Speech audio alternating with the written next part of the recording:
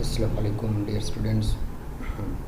कल हमने क्लास 9 के लिए बियोलॉजी का फर्स्ट लेक्चर डिस्कस किया था, जिसमें इंट्रोडक्शन ऑफ बियोलॉजी के बारे में हमने कुछ स्टडी किया था, ब्रांचेस वगैरह। आज हमारे पास सेकंड लेक्चर है जो कि क्लास 10th और सेकंड ईयर के लिए है, और ह्यूमन रिस्पायरेटरी सिस्टम को हम डिस्कस करने जा रहे हैं कि ह्यूमन रिस्पायरेटरी सिस्टम किन किन ऑर्गन से कंपोज है, उसकी कंपोजिशन और उसकी फंक्शंस के बारे में हम इस लेक्चर के अंदर स्टडी करेंगे।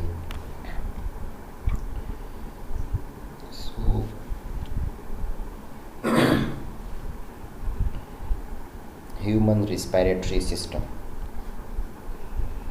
Friends, do you know what is the respiratory system? क्या आप जानते हैं हमारा रिस्पायरेटरी सिस्टम क्या है? So the human respiratory system, also known as ventilatory system, is a biological system consisting of specific organs and structures used for the process of respiration in an organism. हमारा जो respiratory system है ये एक biological system है जो कि specific organs और structures पर मुश्तमिल है, और इसमें हमारे पास एक स्पेशल प्रोसेस जिसे हम रिस्पायरेशन कहते हैं वो वाक़या होता है। The respiratory system is involve in the intake and exchange of oxygen and carbon dioxide between an organism and the environment. Respiratory system के अंदर हमारे पास intake of oxygen and outlet of carbon dioxide, यानी it means कि exchange of oxygen and carbon dioxide वाक़या होते हैं according to the environment, through external environment. In air breathing vertebrates like human beings, respiration takes place in the respiratory organ called lungs. Terrestrial animals में जैसे कि human being को अगर हम study करें, सो हमारे पास रिस्पायरेशन जो है उसके लिए स्पेसिफिक ऑर्गन्स हैं जिनको लंग्स के नाम से याद करते हैं। सो लंग्स में वाक़या होता है। The passage of air into the lung to supply the body with oxygen is known as inhalation. फिर हमारे पास वो रास्ता जिसके ज़रिए से हवा यानी फ्रेश एयर लंग्स तक जाती है, और फिर लंग्स उसी हवा के ज़रिए से ऑक्सीजन बॉडी को प्रोवाइड करता है। उस प्रोसेस को हम इनहेलेशन कहते हैं। And the passage of air out of the lungs to expel carbon dioxide is known as exhalation. और वो हवा जिसका मकसद होता है कि वो कार्बन डाइऑक्साइड को लंग्स से बाहर खारिज कर सके, सो उस प्रोसेस को फिर हम एक्सहेलेशंस का नाम देते हैं। Collectively this process is called breathing और वेंटिलेशन। अगर हम दोनों को मजमूई तौर पे देखें सो इसे वेंटिलेशन या ब्रीथिंग के नाम से भी याद किया जाता है।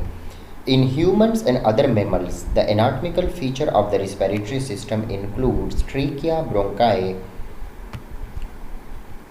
Bronchioles, lungs and diaphragm. इंसानों में और बाकी मेमल्स में अगर हम रिस्पायरेटरी सिस्टम के एनाटमी को देखें सो हमारे पास इसमें नोज़, ट्रेकिया, ब्रोंकाई, लंग्स और डायफ्राम्स आते हैं, यानी इन पे मुश्तमिल होता है। Molecules of oxygen and carbon dioxide are passively exchanged by diffusion between the gaseous external environment and the blood. इस प्रोसेस में यानी इस रिस्पायरेटरी सिस्टम में हमारे पास ऑक्सीजन और कार्बन डाइऑक्साइड के मॉलिक्यूल्स पैसिव तौर पे पैसिवली यानी इनएक्टिव तरीके से हमारे पास एक्सचेंज होते हैं डिफ्यूजन प्रोसेस के ज़रिए से और एक्सटर्नल इन्वायरमेंट और ब्लड्स के दरमियान। This exchange process occur in the alveoli, air sacs in the lungs. ये प्रोसेस जो है ये लंग्स के अंदर स्पेसिफिक सेक्स बनाए गए हैं, एयर सेक्स है उनके अंदर वाक़या होते हैं जिनको हम एल्वियोलाई कहते हैं, यानी एक्सचेंज होते हैं। In fishes and many invertebrates respiration takes place through the gills. अब अगर हम एक्वेटिक लाइफ में देखें, वो ऑर्गेनिजम्स जो पानी में रहते हैं जैसे कि फ़िश है, बाकी भी हमारे पास इनवर्टिब्रेट्स फाइलाज है, सो वहाँ पे गिल्स के ज़रिए भी रिस्पायरेशन होता है। Other animals such as insects have respiratory system with very simple anatomical features. बाकी अगर हम आर्थ्रोपोड्स को देखें सो वहाँ पे फिर रिस्पायरेटरी सिस्टम की एनाटमी काफ़ी सिंपल सी होती है। And in amphibians even the skin plays a vital role in gaseous exchange. और दूसरी जानिब अगर हम एम्फीबियंस को स्टडी करें सो वहाँ पर भी गैशियस एक्सचेंज जो है वो स्किन के ज़रिए भी किया जाता है। Plants also have respiratory system, plant जो है उनके अंदर भी रिस्पिरेटरी सिस्टम मौजूद है, but the directionality of gas exchange can be opposite to that in the animal. लेकिन याद रखें एनिमल और प्लांट्स जो है वो अपोजिट डायरेक्शन में गैसेस एक्सचेंज करते हैं। हम ऑक्सीजन लेते हैं, कार्बन डाइऑक्साइड रिलीज़ करते, जबकि प्लांट्स जो है वो फिर हमारे पास कार्बन डाइऑक्साइड को भी इनहेल करने की सलाहियत रखते हैं, क्योंकि वो उनके एक इम्पॉर्टेंट मेटाबॉलिक प्रोसेस फोटोसिंथेसिस में हेल्प देते हैं। सो वो कार्बन ऑक्सीजन भी लेते हैं और एक्स्ट्रा ऑक्सीजन कार्बन डाइऑक्साइड लेते हैं, और एक्स्ट्रा ऑक्सीजन जो ड्यूरिंग फोटोसिंथेसिस उनके अंदर बनता है तो वो उनको बाहर रिलीज़ भी करते हैं। The respiratory system in plant also includes anatomical features such as holes on the underside of the leaves known as stomata.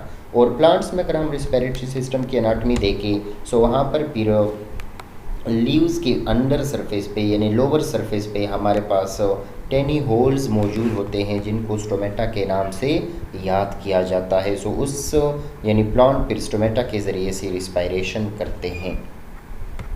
Concept अगर हम देखें सो एयर ट्रैक्ट्स, इंस्पायरेशन और एक्सपायरेशन, सो ये रिस्पायरेशन के कॉन्सेप्ट्स में हम लेते हैं। फिर इसके बाद सेलुलर रिस्पायरेशन होता है जो ग्लाइकोलाइसिस और क्रेब्स साइकिल पे कंसिस्ट होता है।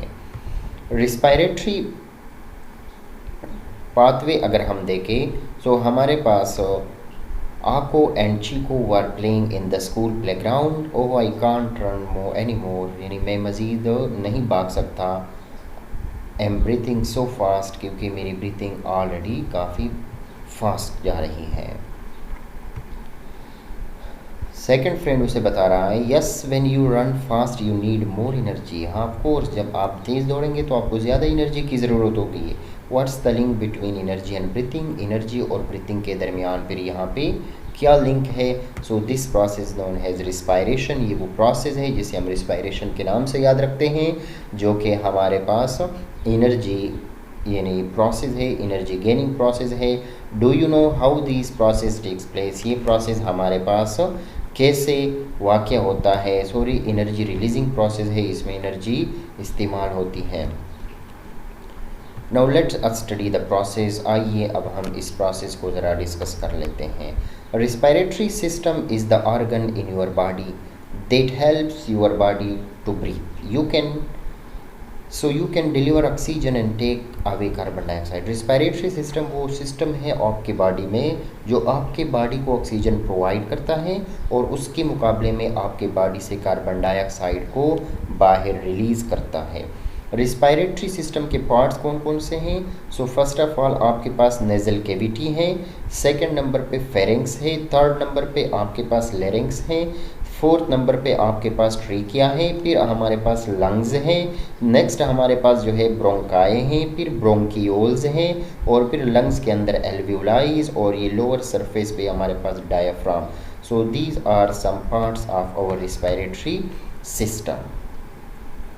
This also another image of the respiratory system parts: trachea, bronchi, bronchioles and alveoli, and the whole organ is the lungs, and this is the diaphragm, left lungs, and this is on the right lungs. Oh, the trachea is like a water pipe। Friend बता रहा है कि trachea बिल्कुल हमारे पास एक water pipe की तरह है, and the lung is exactly look like the half of tomato। Let have a look on it. और सेकंड बता रही है कि हमारे पास लंग्स बिल्कुल ऐसी है जैसे टोमेटो का हाफ, अगर हम देखें और सब देखते हैं कि टोमेटो का हाफ हमारे पास कैसे हैं। So this is the image you observe carefully. So देखिए ये आपके पास टोमेटो का हाफ है। सो देखिए ये आपके पास लंग्स की रिप्रेजेंटेशन दे रहा है, और रिस्पायरेटरी सिस्टम की ऑर्गन्स लंग्स की रिप्रेजेंटेशन दे रहा है, जो कि इसके अंदर ये आपके पास ब्रोंकियोल्स, और फिर ये आपके पास एल्वियोलाइज, और ये टोटल सरफेस आपके पास लंग्स को रिप्रेजेंट कर रहा है। नेक्स्ट हमारे पास सिस्टम के फर्दर जो पार्ट्स है कि respiratory system extends from the nostrils to the lung, nostril से लेके लंग्स तक हमारे पास ये रिस्पायरेटरी सिस्टम तकरीबन फैला हुआ है। Nostrils the opening through which air इंटर्स the body. Nostrils वो ओपनिंग है जहाँ से बॉडी के अंदर एयर की एंट्री होती है। मिन्यूट हेयर एंड म्यूकस भी नॉस्ट्रिल्स के अंदर मौजूद होते हैं, जो कि हमारे पास entry of dust and harmful germs की प्रोटेक्शंस के लिए या प्रिवेंशन के लिए होते हैं, ताकि वो फ्रेश एयर के साथ एंट्री ना कर सके हमारे लंग्स तक। नेज़ल कैविटी जो कि चैम्बर्स है नॉस्ट्रिल्स के बाद यानी नेज़ल नोज़ के अंदर होते हैं, और ये इनकी जो बैक साइड ओपनिंग है वो फेरिंक्स की साइड पे होती है।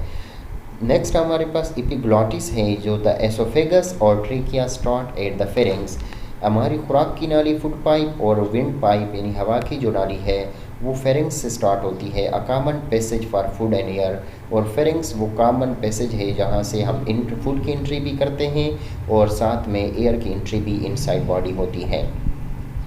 So there is a chance for food to enter the trachea, और यहाँ पर ये भी चांस में भी हो सकता है कि हमारे पास फूड जो हमने इंटर किया था माउथ के थ्रू वो हमारे ट्रेकिया में भी जा सकता है। So it's the epiglottis that prevent this.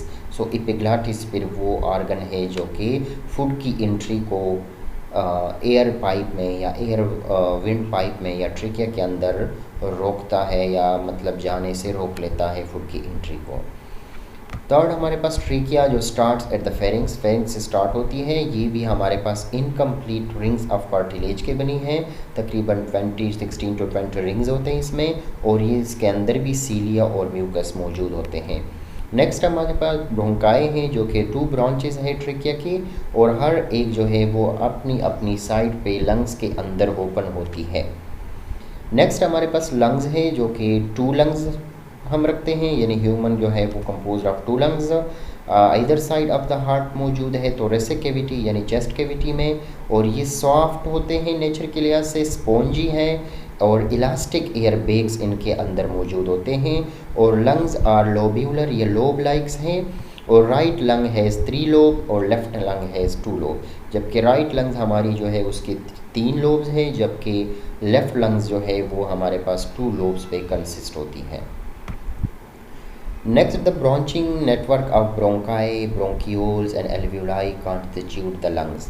Bronchi, bronchiole और एल्वियोलाई कलेक्टिवली तौर पे, और जब मेम्ब्रेन भी ऊपर आ जाता है यानी मेम्ब्रेन के अंदर क्लोज इनक्लोज जो ये तीनों चीज़ों का जो स्ट्रक्चर है या नेटवर्क है उसे फिर हम लंग के नाम से याद रखते हैं।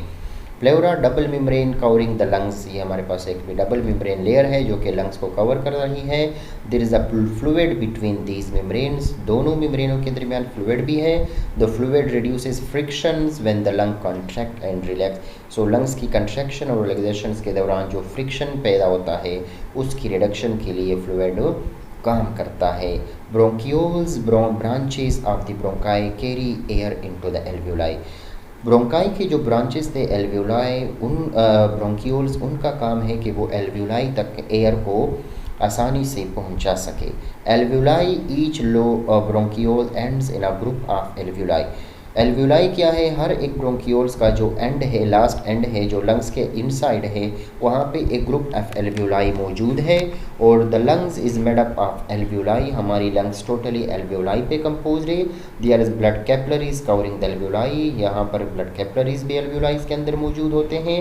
Exchange of gases takes place at the alveoli, alveoli पे हमारे पास एक्सचेंज ऑफ गैसेज भी होते हैं।